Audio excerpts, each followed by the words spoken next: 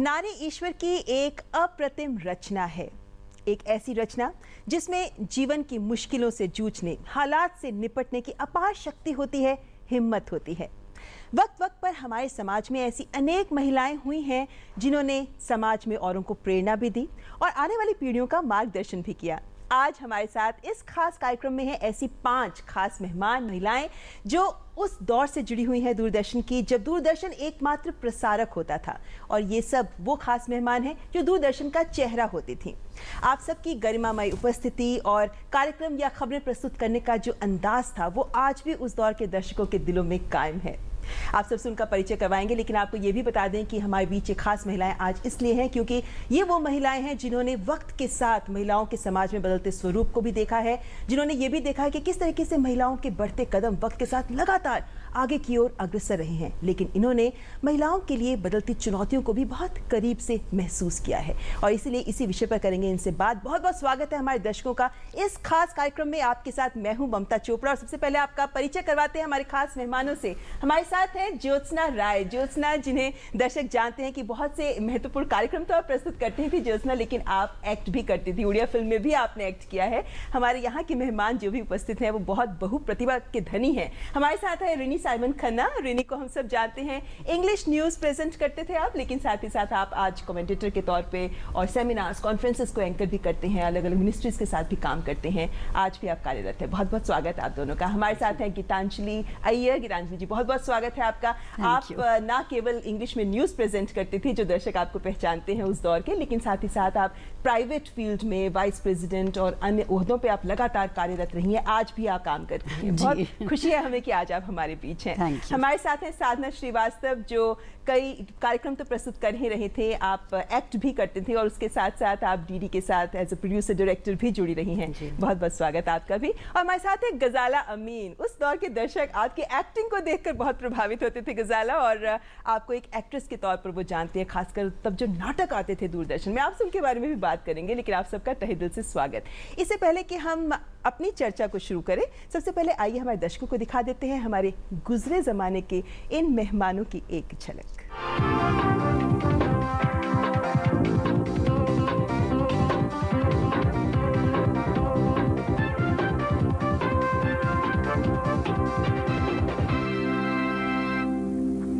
नमस्कार। इस बुलेटिन के मुख्य समाचार। राजनीतिक दलों और उनके नेताओं तथा विभिन्न राज्यों के मुख्यमंत्रियों ने केंद्र में संयुक्त मोर्चा की नई सरकार बनने का स्वागत किया है। HD Devagada takes over as the 12th Prime Minister. Bhubaneswar में आज शुरू हुई विश्व बिलियर्ड्स चैंपियनशिप में पहले दिन भारत के सुभाष अग्रवाल और देवेंद्र जोशी ने शानदार जीत दर्ज की। नमस्कार। इस बुलेटिन के मुख्य समाचार। क्यूबा के ताकतवर मुक्केबाज इस बार बार्सिलोना ओलंपिक में हिस्सा ले रहे हैं। दक्षिण अफ्रीका को भी इन खेलों में शामिल कर लिया गया है। Bharatiya Janata Party has decided to contest 60 of the 87 assembly seats in Jammu and Kashmir. Peshawar से 15 किलोमीटर दूर इस क्षेत्र में इस वर्ष जून में पाकिस्तान सरकार द्वारा सीमा शुल्क लगाए जाने से तनाव बढ़ना शुरू हो गया था। And that's all in this edition of World News. Thank you for watching. Namaskar.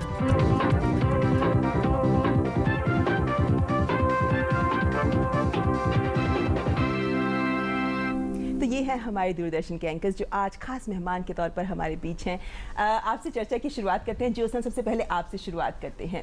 वो एक अलग दौर था, उस समय की छाप भी हमारे दिलो दिमाग पर एक अलग तौर पर अंकित है। लेकिन अगर हम महिलाओं के नजरिए से उस दौर को समझने की कोशिश करें, कितना अलग था वो दौर एक कामकाजी महिला के तौर पर और एक मीडिया में कार्यरत महिला के तौर पर। देखिए, जिस वक्त हम लोगों ने ये काम शुरू किया या डीडी पहले था, तो हम लोग पहले थे। जो पहली बार कोई काम करता है उसको एहसास नहीं होता कि वो क्या कर रहा है। ये तो आने वाली पीढ़ी, आने वाले लोग हैं जो बताते हैं।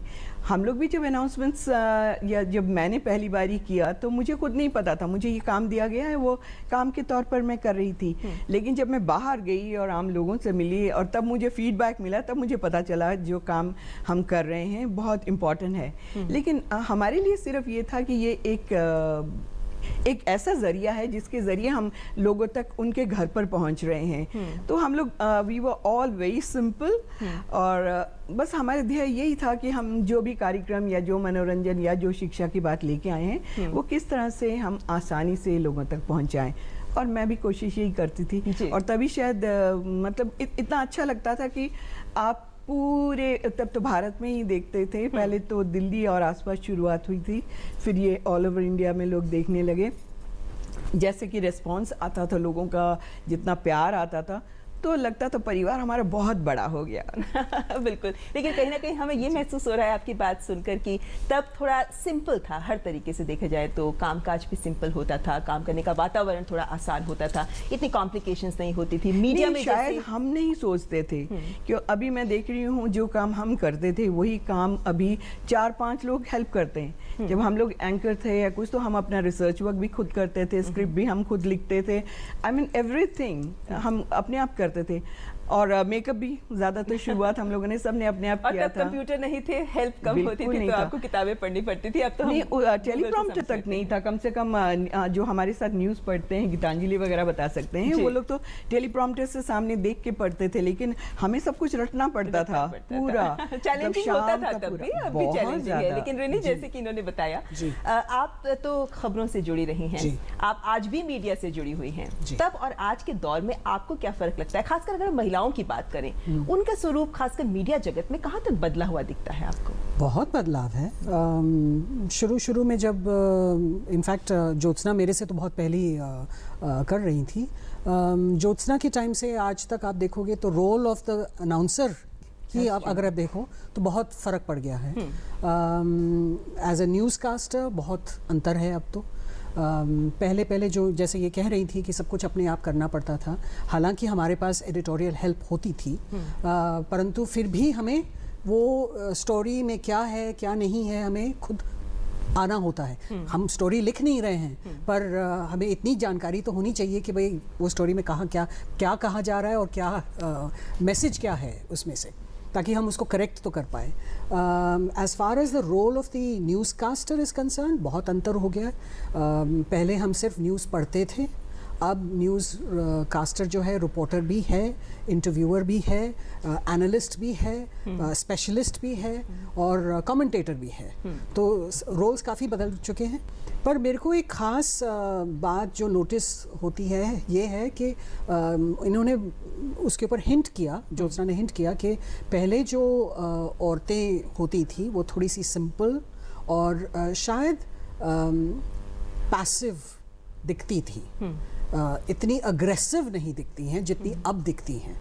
पहले जो महिलाएं काम करती थी वो आदमी के साथ काम कर रही हैं, पर एक जो फेमिनिटी है वो रिटेन कर आपको लगता है कि कहीं कंपटीशन की वजह से ऐसा था या अब ऐसा हो गया है? कंपटीशन ही नहीं, एक रिक्वायरमेंट होता था कि अगर औरतों को बढ़ना है तो उनको आदमी जैसे ही होना चाहिए, आगे बढ़ना चाहिए, उतना ही अग्रेसिव होना चाहिए और कंधे से कंधे काम करने के लिए शक्ति होनी चाहिए।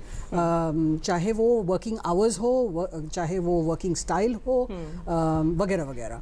आज वो दिख रहा है कि औरतें सिर्फ पैसिव औरतें नहीं दिखती हैं, वो अग्रेसिव हैं, उनकी आवाज़ें भी ऊंची जाती हैं, उनका जो ड्रेसिंग स्टाइल है वो भी एक मैस्कुलिन जैसा ड्रेसिंग स्टाइल है। आपको लगता है कि कहीं ना कहीं महिला का स्वरूप भी बदला है वक्त के साथ, जो शायद जरूरत है या मांग है आज के वक्त की, उसके हिसाब से आई डोंट नो मांग है कि नहीं, पर मुझे पसंद नहीं है। आपको बिल्कुल नहीं पसंद लगता है कि फेमिनिटी बनाए रखनी चाहिए। बिल्कुल, औरत हो तो आप उसको मतलब आइडेंटिटी अपनी खोइए मत।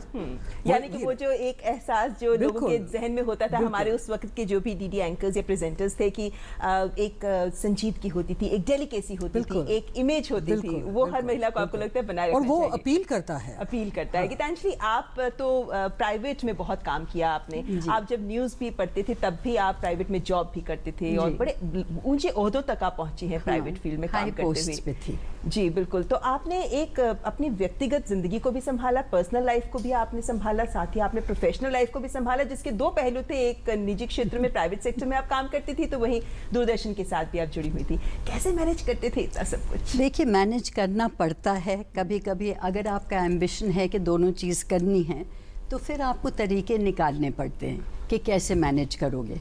तो उस वक्त भी फ़ोन था, फ़ोन से कई बार काम हो जाता था बच्चों के साथ। और ये था कि जैसे मेरे पहले स्पीकर्स बोल रहे थे, न्यूज़ में हम लोग सिंपल आते थे हमको इतनी वो नहीं थी कि इतना हमें रिसर्च करना पड़े या हमें आके लड़ना पड़े या अपने पैनलिस्ट से लड़ना पड़े या आर्ग्यू करना पड़े। हमें न्यूज़ दी जाती थी और हम उसे बहुत अच्छी तरह समझदारी से पढ़ के सुनाते थे। तो होम तो फिर मैनेज करने के लिए आपको निकालना पड़ता है समय और एक तरीका। एक तो होता है लिस्ट्स होती हैं, women are always associated with lists, तो वो सुबह अपना काम का लिस्ट बना लेती हैं। फिर फ़ोन थे, फिर हम लोगों की माँ होती थी, तो बच्चे भी पल जाते थे। और अगर नौकरी करनी थी, you had to be lucky enough कि आपका परिवार सपोर्ट करे। बिल्कुल ठीक है, सपोर्ट बहुत ज़रूरी होता है। लेकिन यहाँ पे आपसे गीतांजलि मैं ये भी जानना चाहूँगी कि बदलते वक्त के साथ आपने तो देखा है, क्योंकि 70-80 का जो दशक था वो अलग तरीके का था। आज 21वीं शताब्दी में हमारा समाज भी बदल गया है। कामकाजी महिलाएं जो वर्किंग विमेन होती हैं वो भी बहुत ज़्यादा तादाद में सामने आ रही हैं। कहाँ तक आपको लगता है कि हमारे समाज में और वर्क प्लेस में काम करने का माहौल भी बदला है या उनके लिए आसान हुआ है? आपको क्या लगता है? नहीं, काम करने का माहौल इस तरह से बदला है कि विमेन को अपनी राइट्स ज़्यादा पता चल रही हैं। पहले हम लोगों को ऑटोमेटिकली इज्जत मिलती थी। आई थिंक दूरदर्शन के कारण से, टेलीविज़न के कारण से हमें बहुत इज्जत मिलती थी जहाँ पे भी हम जाते थे। आजकल लोगों को वो इज्जत छीननी पड़ती है, मगर रूल्स भी बहुत आ गए हैं विमेन को सपोर्ट करने के लिए। लेकिन हर औरत को जो काम करने निकलती है, खास करके मिडिल क्लास या लोअर मिडिल क्लास से, उनको पता नहीं है कि ये रूल्स क्या हैं और कैसे हम अपना हक लें। तो ये सब रूल्स नीचे तक जाने चाहिए। ये यानी छोटे गांवों की, शहरों की जो महिलाएं हैं उन तक भी इनके हक के बारे में पता होना चाहिए, जागरूकता जानी चाहिए। आपका कहने का मतलब ये है। बिल्कुल। साधना, आप भी काफी लंबे अरसे से न केवल दूरदर्शन से जुड़ी हैं, उसके बाद भी आप मीडिया के साथ लगातार काम करती रही हैं मीडिया में। आपको क्या लगता है कि आपके पास कोई ऐसी घटनाएं याद हो, खासकर उस दौर की, जहाँ पे आपको भी ये एहसास हुआ हो कि नहीं, नारी में भी शक्ति है और नारी को भी आगे आना चाहिए, करना चाहिए और सबको, समाज को उनका सहयोग करना चाहिए? समय तो बहुत बदला, चीज़ें भी बहुत बदली। मुझे याद है जब पहले मेरा सिलेक्शन हुआ था तो मेरी माँ मेरे साथ आती थी। फर्स्ट घर में ही हमारे था कि मीडियम में जा रही है लड़की, देरी से रात को आ रही है, मतलब all these things were of utmost importance. पहले 2-3 बार मेरी माँ आके बैठी ड्यूटी रूम में, ज्योत्सना यदि आपको याद है। फिर उसके बाद मैंने कहा इट्स सो एम्बैरेसिंग, तुम बैठती हो, तुम नर्वस होती, मुझे भी नर्वस करती हो। अच्छा। सो फिर मम्मी ने आना बंद कर दिया, देख लिया कि क्या है। अब तो ये है कि लड़कियां आना चाहती हैं इस फील्ड में और उतने ओपनिंग्स नहीं हैं। और देखने का नज़रिया भी वही है। पहले मीडिया अच्छा, देरी रात, ये वो, अब इस तरह का कुछ नहीं। अब तो पेरेंट्स ही इनकरेज करते हैं। तो पूरा बदलाव आया है। लेकिन आपको क्या लगता है कि जैसे उस समय आपने कहा कि आपने, गीतांजलि ने भी बोला कि लोग सड़कों पर देखते थे या आसानी से किराया नहीं लेते थे या पहचान थी एक आप लोगों की, लेकिन इस पहचान के साथ एक जिम्मेदारी भी आती है। तब क्या एहसास होते थे आप लोगों को? उस समय इस तरह की कोई चीज़ दिमाग में नहीं आती थी। हम सब बसों से आते थे, बस से ही ट्रैवल करते थे। लोग मिलते थे, देखते थे, पूछते थे सवाल, पर बहुत अच्छी तरह से, इज्जत के साथ। और क्योंकि हम उनके घरों में, उनके ड्राइंग रूम में टेलीविज़न होते हैं, तो अपने परिवार के सदस्य की तरह हम लोग से बात करते थे। बिल्कुल जी। लेकिन आपने जैसे कहा कि बसों से आते थे, सिक्योरिटी इश्यूज कैसे होते थे फिर उस दौर में? कुछ नहीं, ऐसा कोई हम लोगों को इतनी इज्जत मिलती थी, सॉरी साधना, इतनी इज्जत मिलती थी, जैसे कि साधना जी कह रही हैं। So we were not troubled. मैं ये कह रही थी कि जैसे अगर आपने 3 व्हीलर स्कूटर लिया तो वो आपसे पैसे भी नहीं लेता था।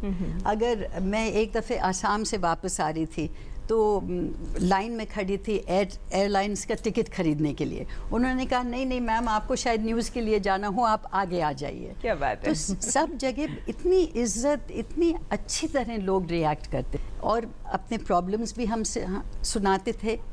सोचते थे कि शायद हम हेल्प कर सकें, तो बस लोगों को कभी कभी सिर्फ सुनना काफ़ी होता है। जी बिल्कुल। तुमने जो सिक्योरिटी की बात कही ना, तो मेरे ख्याल से तो हम लोग बहुत से थे जो कि अपने आप ड्राइव करते थे और रात को भी ड्राइव करके जाते थे। बल्कि वो बात जो है वो अब ज़्यादा ख़राब हो गई है कि लड़कियां जो हैं वो इतना सिक्योर नहीं फील करती हैं रात को अकेले ड्राइव करने के लिए। हम लोग हेडलाइंस के बाद भी अकेले बड़े आराम से ड्राइव करके जाते थे, या फिर सुबह हम लोग जब न्यूज़ के लिए आते थे तो 4 बजे 4:30 बजे अपने घर से निकलते थे। लेकिन गजाला, जैसे आप तो एक्ट्रेस रही हैं, आप नाटकों में बहुत काम करती थी, लोग आपको जानते हैं उस दौर के, आपने बड़े बड़े एक्टर्स जो आज बड़े नाम हो गए हैं उनके साथ बहुत काम किया हुआ है दूरदर्शन के नाटकों में। आपने जैसे एक बात छेड़ी है कि उस वक्त बहुत सेफ होता था, क्या ये एक ऐसा कारण है कि अब खबरों की वजह से या मीडिया बहुत एक्टिव हो गए, इस वजह से ये खबरें बाहर आ जाती हैं? जैसे घरों में हम देख रहे हैं कि जानकार लोग जो है उनके जरिए की बलात्कार हो रहे हैं या इस तरीके की जो खबरें सामने आ रही हैं, क्या ये मीडिया के एक्टिव होने की वजह से है? जो घर में हो रहा है वो हमेशा से होता रहा है और उसके बारे में हम सुन रहे हैं, लेकिन जो बाहर हो रहा है मुझे लगता है कि उसमें वृद्धि हुई है। इतना ज़्यादा नहीं होता था, क्योंकि हम लोग भी कॉलेजेस में पढ़े हैं। यहाँ पर कॉलेजेस में हम बिल्कुल इनसिक्योर नहीं फील करते थे, रिनी भी ये जानती है। बेधड़क हम लोग कॉलेज जाते थे, आते थे, प्रोग्राम्स अटेंड करके आते थे, कोई खौफ नहीं होता था। हम लोग के कल्चरल फेस्टिवल्स होते थे, उसमें कोई सिक्योरिटी रखने की ज़रूरत नहीं होती थी, जो कि अब बिल्कुल ही बदल गया है। हम लोग जैसे कह रही हैं कि हम लोग बसों से चलते थे, अब मेरे ख्याल से हम अपनी बेटी को शायद ना जाने दें बस से, जबकि हम लोग चलते थे। और जैसे कहा, सबसे ये बहुत ही अच्छी बात थी कि हम लोग टेलीविज़न पे होते थे, पूरा हिंदुस्तान हमें देखता था। और मैं तो कई बार शुरुआत मैंने नाटकों से की थी, तो नाटक में एक किरदार निभाया, अगले दिन मैं बस पकड़ के अपने कॉलेज जा रही होती थी, क्योंकि मैं कॉलेज में पढ़ाती थी।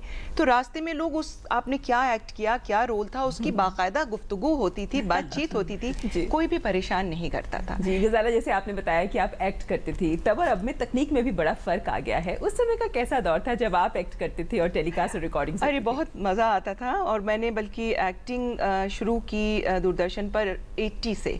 और उस ज़माने में जैसे कि और भी हमारे जो दर्शक होंगे जानते होंगे और याद करते होंगे कि आप संडे को फिल्म देखते थे, वेंसडे को चित्रहार देखते थे, ट्यूसडे को नाटक आता था, और पहले सिर्फ दिल्ली केंद्र का आता था। और उसको शूट करने की जो टेक्निक होती थी, तुम जानती हो, न्यूज़ जब आप लोग देते हैं तो कैमरास कई होते हैं, और उसी वक्त कंट्रोल रूम में एडिटिंग हो रही होती है स्विचिंग करके।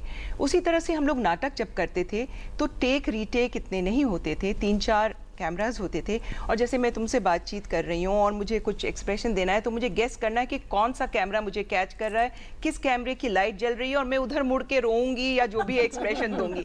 सो we had to do the acting also, keep in mind the technology behind it. यानी चैलेंजिंग होता था वो भी बड़ा। लेकिन बहुत ही interesting, and I feel really proud, all of us do, that we were a part of Doordarshan. उस जमाने में हम लोग दूरदर्शन के हिस्सा थे जबकि टेलीविजन का विकास हो रहा था भारत में। और बात हुई टेलीप्रॉम्प्टर की, तो हम लोग ने भी न्यूज़ जो है शुरू की है वो ऐसे ऐसे देख के कि देखा और फिर पढ़ा। फिर उसके बाद हम लोगों का जो टेलीप्रॉम्प्टर था उसमें हम लोग पेपर हिलाते थे आगे, और लेंस पकड़ता था और हम पढ़ते थे, और फिर कंप्यूटर का आया। तो पूरा जो एवोल्यूशन है, पूरा जो उसका विकास है, उसका हम लोग हिस्सा रहे। तो बल्कि आपने देखा है, उसको खुद किया है, और फिर ब्लैक एंड व्हाइट टेलीविजन से कलर में आना, वो सब जो है हम लोग इतने फॉर्चुनेट थे। राइट, क्योंकि ब्लैक एंड व्हाइट टीवी में हमें ग्रे टोन्स को ध्यान में रखना पड़ता था कि आपने क्या पहना है और किस तरह से आएगा, whatever the color is. जब कलर में आया then everyone was taken aback. अब तो हमें मैचिंग वाले ब्लाउजेस चाहिए होंगे, मैचिंग सब चीज़ें चाहिए होंगी। और मगर उस जमाने में सीरियल्स नहीं होते थे, तो जो लोग बातचीत करते थे वो ये बात करते थे कि कल न्यूज़ रीडर ने कौन सी साड़ी पहनी और हेयर स्टाइल। तो ये जो आपके पास इतनी साड़ियाँ हैं, क्या हम लोग अपनी ही साड़ियाँ पहनते थे? मेरे ख्याल से इसीलिए हम लोग के वार्डरोब भरे हुए हैं। यानी कहीं ना कहीं ये कह सकते हैं कि वो तो मानते भी हैं कि आप लोग उस समय स्टार्स थे दूरदर्शन के। रिनी, यहाँ पे आपसे ही जानना चाहेंगे, क्योंकि वो दौर जो थे 70-80 का, तब एक सामाजिक चेतना अलग स्तर की थी। तब देश के सामने, समाज के सामने, परिवारों में, युवाओं के सामने मुद्दे कुछ अलग होते थे। लेकिन जब 1990 के बाद हमने देखा है जिस तरीके का परिवर्तन आया हमारे समाज में, उसके साथ साथ महिलाओं ने भी कदम से कदम मिलाकर चलने की कोशिश की है। आज की महिला को अगर आपने कोई संदेश देना हो, क्योंकि आपने वो भी दौर देखा, आज का भी दौर देखा, तो आप क्या कहेंगे? I think we are doing okay. हाँ, जागरूकता थोड़ी कम है, अवेयरनेस कम है, शेयरिंग ऑफ दैट इंफॉर्मेशन कि भाई हमारे साथ जो महिलाएं हैं, चाहे वो हमारे घर में काम कर रही हो या किसी और जगह में काम कर रही हो, उनको हम साथ लेके चलें और उनको भी उतने ही अधिकार मिले जितने हमें मिले हैं, वो थोड़ी सी बढ़नी चाहिए। पर मेरे को अभी भी वही लगता है कि हमें एक ये फीलिंग होता है कि सिर्फ औरतें ही बढ़ें वो नहीं हो पाता। समाज है तो वहाँ मर्द भी हैं, उनको भी साथ में लेके आना है, और उनका घर में बदलाव कैसे आएगा वो हम और आप ही कर पाएंगे। अगर हम अपने बच्चों को, अपने पुत्रों को और पुत्रियों को अगर हम ये मैसेज दें तो शायद चेंज आए अगले जनरेशन में कि भाई इक्वालिटी है, पैरिटी है, और जिम्मेदारी कहीं ना कहीं पेरेंट्स को लेनी पड़ेगी कि बदलाव वहाँ पर आए। और ज़्यादा मुझे लगता है कि माँओं को लेनी पड़ती है। जी बिल्कुल। You see in Indian society माँ जो है वो एक तो बेटे के साथ जो रिश्ता है वो थोड़ा सा अगर वो पीछे होके थोड़ा सा उसको छूट दे तो शायद बहुत फर्क पड़े। I think all of us have experience that in our own lives also कि हमारे घरों में जो बेटी और बेटा है, हम अंतर ना लाके बेटी को भी उसी समान पालें जैसे हम बेटे को पालते हैं, और बेटे को थोड़ा सा और सावधान करके पालें कि भाई उनको भी ये समझ आए कि लड़कियों के साथ कैसे बदलाव कैसे मेरे ख्याल से हम लोग लड़कियों को, बच्चियों को बताते हैं अपनी बेटियों को ये नहीं करना है, ये करना है, उतने ही हमें बेटों को बताना है कि ये करना है कि नहीं करना। जैसा मैं आपसे जानना चाह रही थी क्योंकि आपने चित्रहार भी प्रस्तुत किया था, और चित्रहार या ऐसे कार्यक्रम जो थे एंटरटेनमेंट वाले ये बड़े पॉपुलर थे वहाँ लोगों के बीच में। कुछ यादें हैं आपके पास उस दौर की? यादें तो बहुत है। जो आप हमसे बांटना चाहें। यादें नहीं है कुछ ऐसी यादें जो आप हमसे बांटना चाहें। हाँ, आई थिंक वही है कि हर चीज़ हर दिन एक यादें होती हैं, और नो डाउट ये पॉपुलर प्रोग्राम्स होते थे, लेकिन हम लोगों का इन्वॉल्वमेंट एक दूसरे तरह से होता था उस वक्त प्रोग्राम के साथ भी। वैसे भी जैसे डांस और म्यूज़िक का प्रोग्राम में साधना वगैरह करते थे, और कमलिनी हमारी डायरेक्टर थी, प्रोड्यूसर करती थी, तो वो हरदम हमें ये कहती थी कि हम जिस स्टेट का प्रोग्राम करें उसमें पूरी तरह से इन्वॉल्व रहें। तो जब मणिपुरी का करती थी तो हम लोग भी कॉस्ट्यूम में वही करते थे, वहाँ की चीज़ें ढूंढ के लाते थे। कुछ गुफअप्स भी होते थे जो आपको याद हो? वो तो अभी जी, वो तो कई बार ही होते रहते हैं प्रोग्राम्स में। मैं एक लाइव प्रोग्राम किया करती थी सैटरडे को विद क्वाइट एमिनेंट पीपल। तो जब मैं बात कर रही थी तो हमारे स्टूडियो में वो पहाड़ के थे, ड्रामा वगैरह करते थे, वॉज वेरी फेमस पर्सन। तो उनसे बात करते वक्त हमारे स्टूडियो में कोई पहाड़ी लड़का था जो नया नया आया था, तो वो काम कर रहा था। उसने देखा, उसको समझ नहीं आया because we were talking so casually, he thought is just like that, is not going on there. वो ऑन शॉट आके उनके प्रणाम करके और गुरुजी आप कैसे हैं, तो ही वाज टेकन अबैक कि क्या हुआ। हिरांशी, आपके साथ भी कुछ ऐसे एनेक्डोट्स होंगे जो बहुत हैं, मतलब रिकाउंट करना ही मुश्किल हो जाता है, लेकिन एक मुझे याद, दो इंसिडेंट्स मुझे याद हैं। एक तो हम लोगों को एक ईयरफोन पहनना पड़ता था, प्रोड्यूसर ऊपर बैठते थे, वहाँ से डायरेक्शंस देते थे। तो जब न्यूज़ ख़त्म हुई तो उसको निकाला मैंने, मगर माइक अंदर रह गया कान के और सिर्फ तार निकल आया। तो मैं बिल्कुल I was ready to cry, और एकदम डॉक्टर के पास जाना पड़ा। और फिर उन्होंने खींच के उसको निकाला। वहाँ तो कोई था नहीं दूरदर्शन में उस टाइम पे, सुबह की न्यूज़ थी। और एक दफ़े तो बहुत ही भयानक इंसिडेंट हुआ, ये सर्दी में था, तो मैंने अपना कोट उतार के दूसरी कुर्सी पे रख दिया था। न्यूज़ जब ख़त्म हुई तो कोट पहना और पॉकेट में बहुत अच्छी तरह हाथ डाले, और कुछ मूव हो रहा था पॉकेट के अंदर। तो यूं देखा तो वहाँ पे चूहे पैदा हो गए थे मेरे पॉकेट के अंदर। तो ये ऐसा तो किसी के साथ नहीं हो। ब्रेकिंग न्यूज़ हुआ वो।